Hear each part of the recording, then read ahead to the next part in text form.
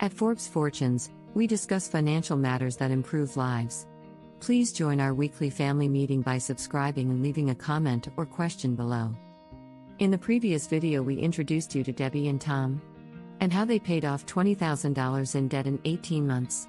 Also, how they set a goal to pay off their home in 5 to 7 years. This video is about how they managed to do that in just over 7 years.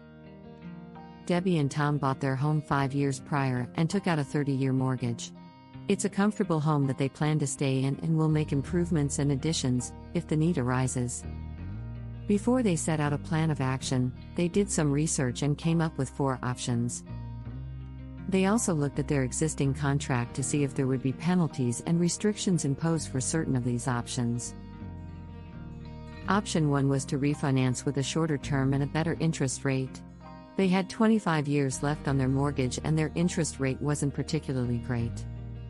Tom worked out that if they refinanced their home over 15 years and they locked in a lower interest rate, their monthly repayment would only increase by $250. This meant that they could pay off their mortgage 10 years sooner. Option 2 was to make extra principal payments when they could. Tom worked out that by paying the $250 per month from the first option into their existing loan, they would pay it off 5 years sooner. This option was then ruled out. Option 3 was to make one extra mortgage payment each year by saving the $250 every month and then paying one lump sum towards the principal debt. This would shave 4 years off their loan term. This option was then also ruled out. The fourth option Tom looked at was to recast their mortgage instead of refinancing. This would require them to make a lump sum payment towards the principal debt, reducing the monthly repayment. The monthly repayment will be less, and they will be able to pay much more than that, paying off the debt sooner.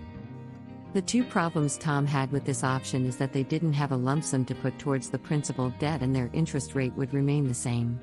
Refinancing would come at a lower rate. For these 2 reasons, they ruled out this option as well. Debbie and Tom knew, from working with a budget, that they had $500 extra each month. They had 2 months' worth of living expenses ahead in their bank account and a sufficient emergency fund. They were advised to rather invest the extra $500 and that they could potentially earn more by investing in the stock market. For them, it was a personal choice and they wanted to pay off their home. They decided to take an approach that worked for them in the past, and that was to split the $500 in 2 and do a bit of both. They decided to refinance their home with a 15-year mortgage and lower interest.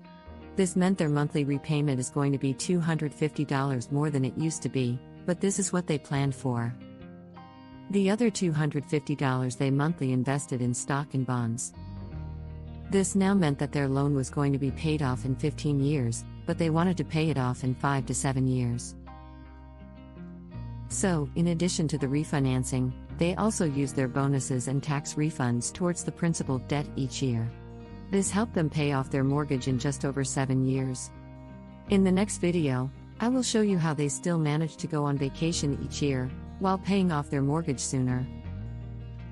Family meeting adjourned.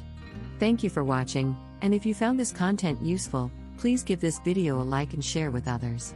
See you in the next video.